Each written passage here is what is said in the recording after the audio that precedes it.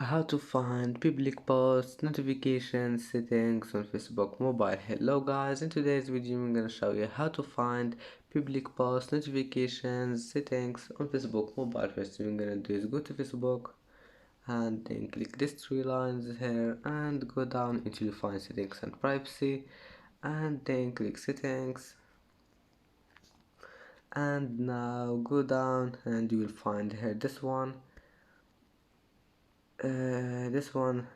followers and public content. Click on it and here you will find the public posts, notifications, just near this one, everyone or friends of friends, and go back and it will be saved. And that's it for today's video. If you like this video, please don't forget like and subscribe, and see you in the next video.